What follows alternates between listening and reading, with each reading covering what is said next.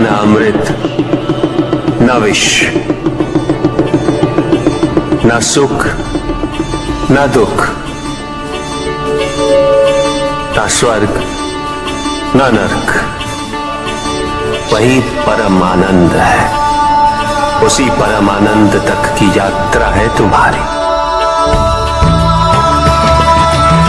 ये यात्रा आनंद के सानिध्य की है।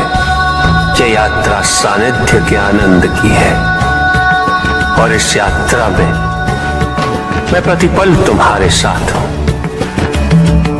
मुझे ढूंढो मत, केवल पहचानो तुम ही मैं हूं, मैं ही तुम।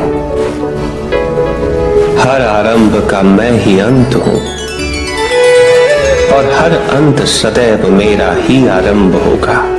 देव देव महादेव शिव, देव देव महादेव शिव। चंद्रमा उसी जल में प्रतिबिंबित होता है जो जल शांत है। फिर यही तो समस्या होती है मन की, कभी भी शांत नहीं हो पाता। जहां शांति नहीं वहां कुछ भी नहीं रुकता। समुद्र की लहरों की भांति विचारों का उपद्रव मन को निरंतर स्थिर रखता। कुछ भी सुनने और समझने के लिए मन का मौन रहना आवश्यक है, किंतु मन मौन रहना नहीं जानता। वो तो निरंतर कुछ ना कुछ कहता रहता। प्रतिपल शब्दों का आक्रमण चलता रहता है मन पर, और यही आक्रमण है जिसके कारण व्यक्ति कभी भी शब्दों के परे नहीं जा पाता। जहां जीवन की सत्यता का बोध उसकी प्रतीक्षा कर रहा होता। साथ छल तुम्हारी अपनी इच्छाओं ने किया है, तुम्हारे हट ने किया है, तुम्हारी अपनी सोच ने किया है। ये रहस्य नहीं कि प्रत्येक आत्मा मुक्ति की इच्छुक होती है। जो मरता है वो है पंचभूतों से निर्मित शरीर,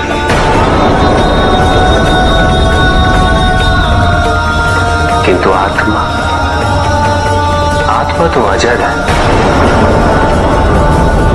अमर है।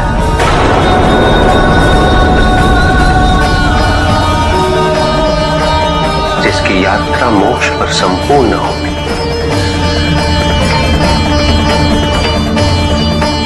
जहां सांस से व्यक्ति मुक्त हो जाता है,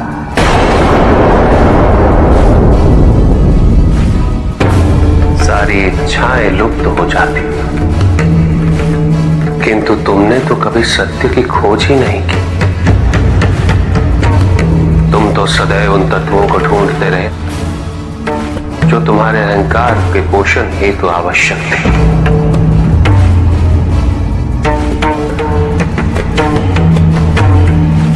किंतु सत्य तो यही है कि ना कोई तुम्हारा है और ना तुम किसी के। जो है वो परमात्मा का है, और जो नहीं वो भी परमात्मा का ही है। इस शरीर में तुम इस सत्य से अनभिज्ञ हो, किंतु इस शरीर के पूर्व तुम्हें इस सत्य का बोध था, और इस शरीर के पश्चात भी रहेगा। प्रश्न ये है कि क्या तुम इस सत्य को अभी स्वीकार करना चाहते हो? यदि करते हो तो परिवर्तन का मार्ग स्वतः प्रदर्शित हो जाएगा। आजीवन तुम प्रत्यक्ष को ही सत्य मानते रहे, परोक्ष सदैव महत्वहीन रहा। तुम्हारे पास यही अवसर है। भक्ति हेतु यदि कुछ अनिवार्य है तो केवल भक्ति ही।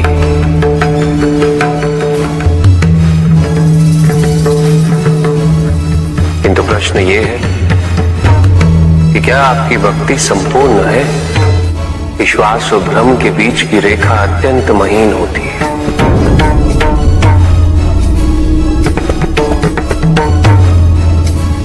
असंख्य व्यक्ति ये नहीं समझ पाता कि उनका विश्वास विश्वास है या भ्रम।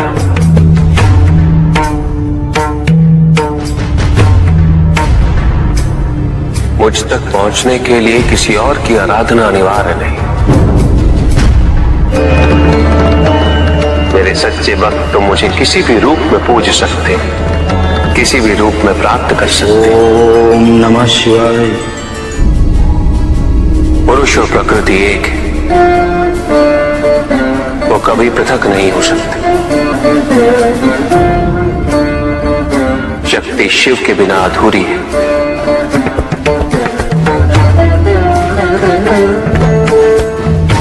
और शिव तो शक्ति के बिना शव के समान है। शिव शक्ति पुरुष प्रकृति का संतुलन सदैव अनर्थकारी सिद्ध होगा।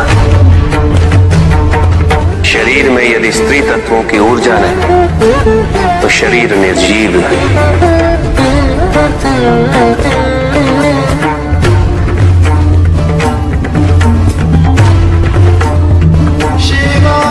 शक्ति और शिव के संपूर्ण रहस्यों को समझ लेना भक्ति, ज्ञान और तपस्या की पराकाष्ठा है।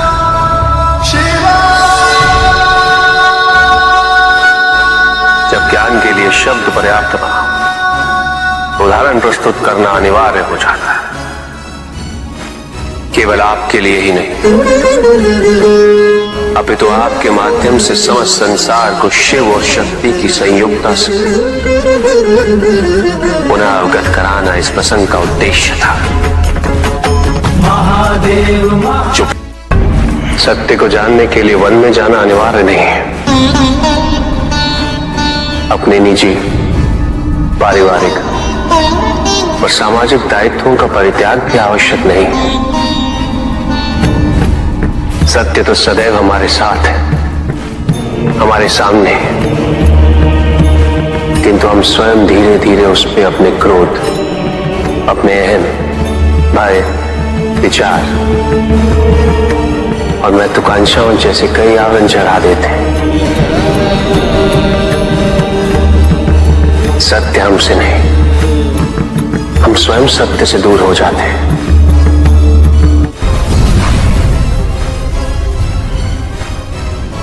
ज्ञान का भ्रम अज्ञानता का प्रथम लक्षण है। इस प्रकार भरे हुए पात्र में कुछ नहीं समाता, उसी प्रकार ज्ञान के अहंकार से भरे मन में अधिक ज्ञान नहीं समाता।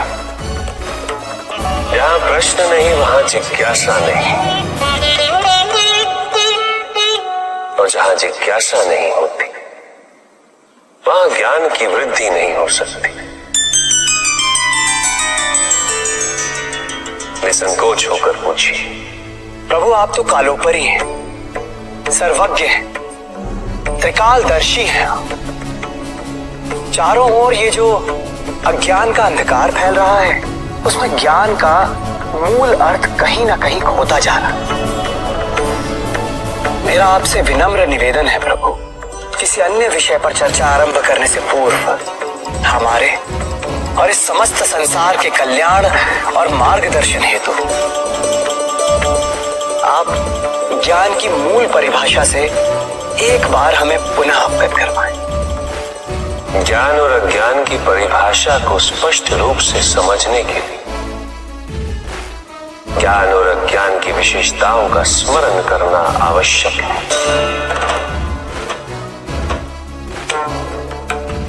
जिसके कारण स्वार्थ, विनाश, क्रूरता, अशांति और भय में वृद्धि हो, वह ज्ञान है। किंतु जो सहनशील और विनम्र बनाए, वही ज्ञान है। अज्ञान की शक्तियां दुरुपयोग करने हेतु प्रेरित करती हैं, किंतु जो अपनी शक्तियों और अपने सामर्थ्य के प्रति अपने उत्तरदायित्व को समझाए, जो न केवल अपने अपितु अपने से पहले संसार के उद्धार हेतु प्रोत्साहित करे, वो ज्ञान है। ज्ञान का मूल उद्देश्य ही परोपकार है, सृजन है। दूसरों की भावनाओं को समझना, उनका आदर करना, यही ज्ञान है। क्योंकि ज्ञान हमें न केवल अपने अपितु दूसरों के दुख और सुख के प्रति भी संवेदनशील बनाता है। किंतु जो दूसरों की भावनाओं का अनादर करे, उसे ज्ञान की श्रेणी में कैसे रखा जा सकता है? अज्ञान के कारण व्यक्ति सांसारिकता में बंधता जाता है, वो माया में उलझता जाता है। अज्ञान परम सत्य से दूर ले जाने का माध्यम है, किंतु ज्ञान व्यक्ति को परम सत्य की ओर ले जाता है। ज्ञान मुक्तिदायक है, मोक्ष का मार्ग है, और इस मुक्तिदायक ज्ञान का सर्वोच्च रूप है आत्मज्ञान। और यही ज्ञान की पूर्णता भी है। ज्ञान और अज्ञान का भक्ति का उचित मार्ग बताए हमें, ताकि मेरी भांति दूसरा कोई भूल ना करे। भक्ति मुक्ति का आधार है पुष्पधर, और मुक्ति तो केवल समर्पण से ही संभव होगी। और समर्पण के लिए पुष्प नहीं, स्वर्ण नहीं, आभूषण भी नहीं, रत्न नहीं, धन नहीं, विधि विधान नहीं, केवल अपने मन को अर्पित करना अनिवार्य है। जानना चाहते हो पुष्पधर कि वो कौन से पुष्प हैं जो मुझे अत्यंत प्रिय है? इंद्रियों का नियंत्रण, दया, शांति, तप, क्षमा, ध्यान और सत्य। और जब कोई मेरे इन पुष्पों से आराधना करे, मैं अवश्य प्रसन्न होता। भक्ति में भव्यता आवश्यक नहीं है पुष्पधर, अपितु सरलता आवश्यक है।